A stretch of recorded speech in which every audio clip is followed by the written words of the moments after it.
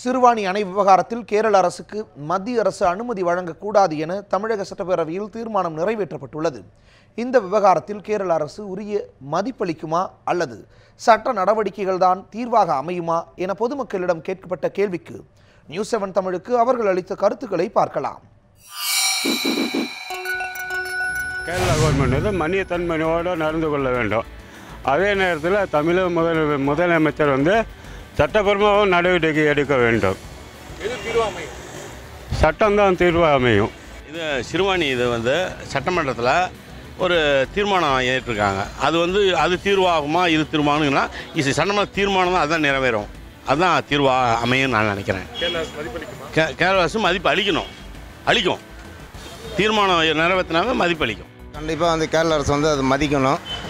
அதே மாதிரி அப்படி மதிக்கலை அப்படின்னாக்கா நம்ம சட்டப்படி கோர்ட்டு மூலிமா நம்ம என்ன நடவடிக்கை எடுக்கணும், அது காவேரி மன்றத்தில் எப்படி இது பண்ணாங்களோ அது மாதிரி சிறுவாணிக்கு நம்ம ஒரு இது பண்ணி ஒரு தமிழக மக்களுக்கு ஒரு நல்ல ஒரு தீர்வு ஏற்படுத்தி கொடுக்கணும்.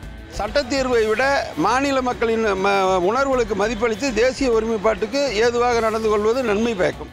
இந்த பக்கம் கர்நாடக அரசு, இந்த பக்கம் கேரள அரசுன்னு சொல்லி இதே மாதிரி தொந்தரவு கொடுத்துக்கிட்டே இருந்தால் சுப்ரீம் கோர்ட்டை நாடுவதை தவிர அரசுக்கு வேறு வழி இல்லைன்றது. இதனால் மத்திய அரசு இரு மாநில அரசுகளையும் கூப்பிட்டு பேச்சுவார்த்தை பண்ணி இது சுமூகமாக ஒரு உடன்படிக்கை ஏற்படுத்தணும்.